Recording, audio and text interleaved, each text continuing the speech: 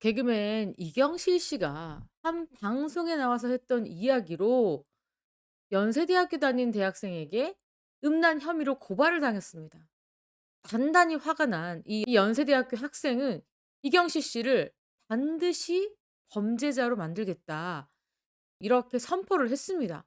도대체 무슨 사연인지 여러분들께 전달해 드리겠습니다. 이경실 씨가 지난 17일 SBS 도시 탈출 컬투쇼에 스페셜 DJ로 참석을 했습니다. 그런데 이경실 씨가 진행을 하다가 이 상의를 탈의한 배우 이재훈 씨의 사진을 보고 이런 이야기를 했습니다. 자, 이재훈 씨가 누구냐? 아까 나왔던 이 배우입니다. 이재훈 씨의 상의 탈의 사진을 보고 이경실 씨가 "가슴과 가슴 사이에 골파인 게 보이냐? 가슴골에서 물을 흘려서 밑에서 받아 먹으면 그게 바로 약수다." 이런 식의 성희롱적인 발언을 했습니다. "목젖에서 정수가 돼서 우리가 받아 먹으면 약수다." 이렇게 이재훈 씨의 이 근육을 보고 이런 이야기를 했습니다. 그러니까 이 김태균 씨는 말리지도 않고 집에서 TV를 보다가 이재훈 씨가 나오면 "이재훈 씨의 가슴 부위에서 물을 따라 마시는 거 아니냐." 이런 식의 농담을 한 겁니다. 그러니까 이경실 씨가 "물을 따라서 브라운관에서 받아 먹겠다. 새로운 정수기다. 이재훈 정수기." 이렇게 이야기를 한 겁니다. 이경실 씨는 선의에서 말을 했다고 생각할 겁니다. 왜냐면 자, 이날은요, 이재훈, 표이진 씨가 SBS 드라마입니다. 모범택시 2의 주연을 맡아서 이 드라마를 홍보하기 위해서 나온 거였습니다. 출연을 한 거였는데 이경실 씨가 이재훈 씨의 몸매를 감탄을 하면서 이런 이야기를 한 겁니다. 그만큼 이경실 씨는 이재훈 씨의 어떤 칭찬을 하기 위해서, 몸매 칭찬을 하기 위해서 이런 표현을 썼는데 이것이 상당히 부적절하다는 겁니다.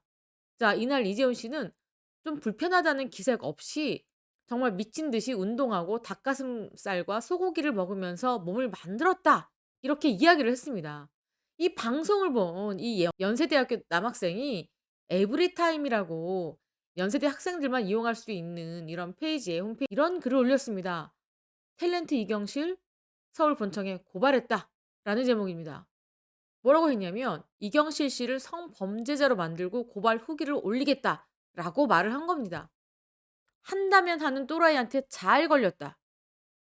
종합민원실 방문 후 2탄 후기 올리고 송치, 불송치 결정 3 탄, 불송치 시 일시 의의 신청 4 탄.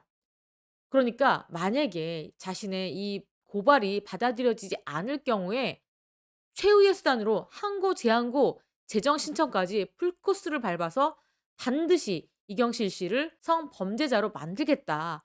이렇게 아주 결연한 의지를 밝혔습니다. 여기에 연쇄 좋아요가 127 개나 달렸습니다. 댓글도 36 개가 달렸는데 자, 어떤 댓글이 달렸느냐? 만약에 이런 글 남녀가 바뀌었다고 생각해 봐라. 기사 한두 개 나고 끝날 게 아니라 남자 연예인 인생이 거기서 마감되는 것이다.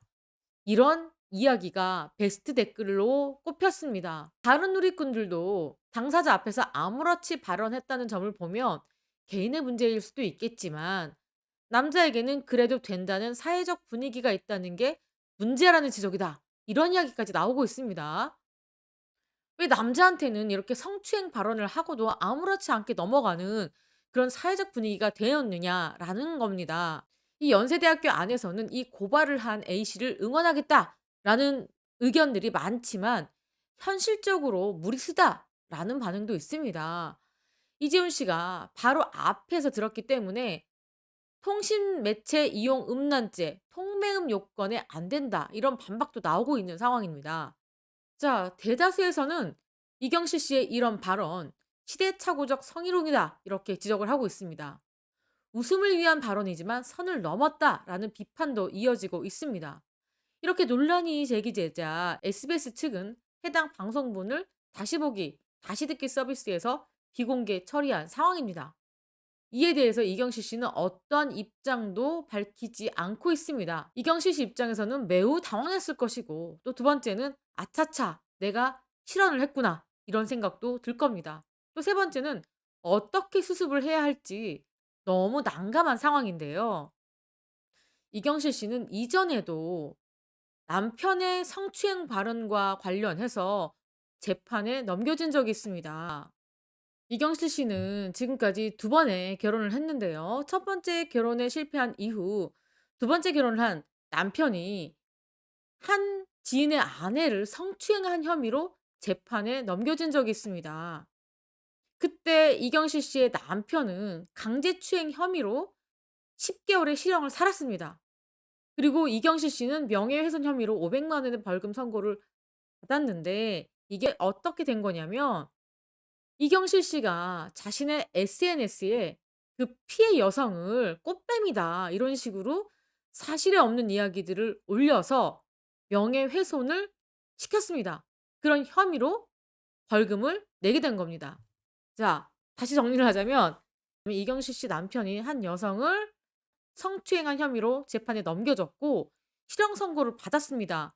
그렇게 남편이 이렇게 성추행 혐의로 실형 선고를 받자 이경실 씨가 자신의 SNS에 그 피해 여성을 꽃뱀이라고 하면서 그 피해 여성이 돈을 노리고 피해자인 척한다라는 글을 올려서 명예훼손 혐의로 벌금을 내게 된 겁니다.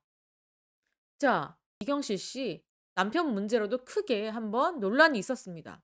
그때도 벌금형을 선고를 받았는데 이번에도 자신의 발언 때문에 이 연세대 학생한테 고발을 당할 정도로 연달아 좋지 않은 일에 휘말렸습니다. 제가 봤을 때도 이경실 씨의 이 발언이 어떻게 보면 굉장히 부적절합니다.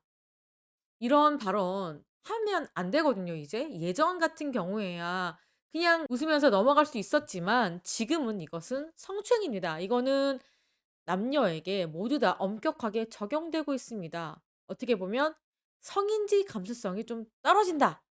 이렇게 봐도 될 것 같습니다. 자, 이경실 씨 이 사건이 어떻게 결말이 날지는 모르겠지만 이경실 씨를 고발한 그 대학생, 이경실 씨를 반드시 성범죄자로 만들겠다라고 하면서 만약에 1 차 안 되면 2 차, 2 차가 안 되면 3 차, 3 차가 안 되면 그 이상의 방법을 동원하겠다라고 밝히고 있습니다. 굉장히 난감한 상황이고 어쨌든 이경실 씨가 의도하지 않았어도 사과를 하고 그리고 입장 표명을 해야 될 것 같습니다. 자, 어떻게 결론이 날지 굉장히 관심이 집중되고 있습니다. 특히 말로 웃음을 주는 방송인들도 이런 부분들을 굉장히 예의주시해야 될 것 같습니다. 그리고 또 조심해야 될 것 같습니다. 자, 이상으로 저는 백은영이었습니다. 지금까지 시청해 주신 구독자 여러분 감사합니다.